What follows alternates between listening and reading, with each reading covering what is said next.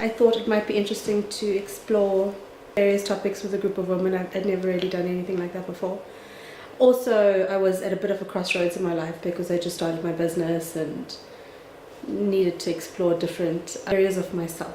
I've always been very career driven, so all the development I've done in the past has been specifically related to my career or my progression in my career. This is the first sort of thing I've done for myself to explore what makes me tick. And that's been an interesting journey. Sort of, my whole intention this year was to redefine what success means. And this process has definitely helped me do that. What it authentically means to me as a person rather than what it should be from an external perspective.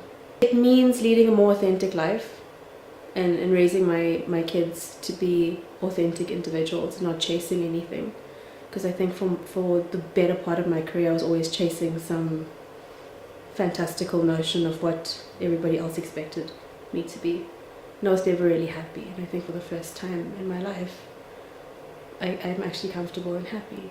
So there's been a number of things. I mean, obviously Paula goes through a lot of topics and a lot of discussions over the 6-month period.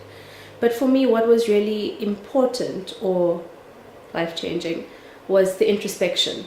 Because you do tend, or I definitely worked a lot on autopilot. I mean, I had the benefit of being relatively intelligent and I seemed to always be in the right place at the right time, which is how my career developed fairly quickly. But then what happened towards the latter part of my career, or more recently, is that I always questioned the intentions of everyone around me in terms of why I was where I was. I was always the youngest person in the boardroom. I was always usually the only person of color in the boardroom.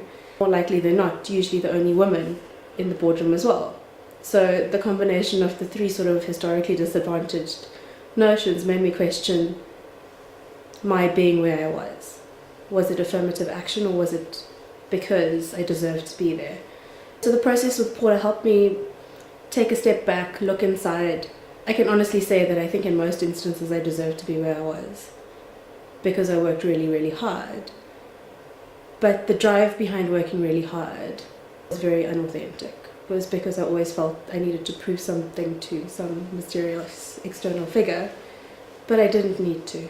Because I've been more authentic with myself over the last 6 months than I've ever been before, I think it's helped me define my service offering to my clients. It's helped me value myself accurately and therefore, charge a rate I think I'm able to claim from my clients.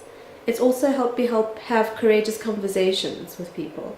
Say no to potential clients that I didn't want to work with because they didn't fit my ethic or frame of mind at the time. So it's helped me a lot in terms of developing my business, and it's a very new business. I mean, been running for a year. It's been a successful year, and I think if I hadn't come on this course, I would have been stuck in the monotony of doing what I knew how to do mechanically, and I would have just been unhappy in a different place. For women like me, sort of on the older spectrum of millennial, trying to find purpose, I think it's very important to interrogate why you're doing what you're doing. So in my kind of generation, you grew up with two conflicting paradigms. One is like you're a girly girl, homemaker, nurturing sort of maternal person, and so that's a role you fill. But then in your job, you're like this power-hungry, driven, motivated, ambitious person. And you don't have to be either, and you don't have to be both either. But just identify, I think, what your internal drive is. Are you driven because of your personal, authentic ambitions or motivations, or you're driven because you feel the need to satisfy other people's intentions or other, external forces? And I think that's the power of this course, is the ability to take a step back and really interrogate why you behave the way you behave, why you think the way that you do, and understand what drives you authentically, rather than answering the question how you think it should be answered. So I think the challenge always is when you hear great testimonials is that you think that it's a sort of one-stop shop and everything will be fixed. So I do believe this is all a work in process, and that's the intention people need to come in with. It's like a starting point, but you do have to do the work.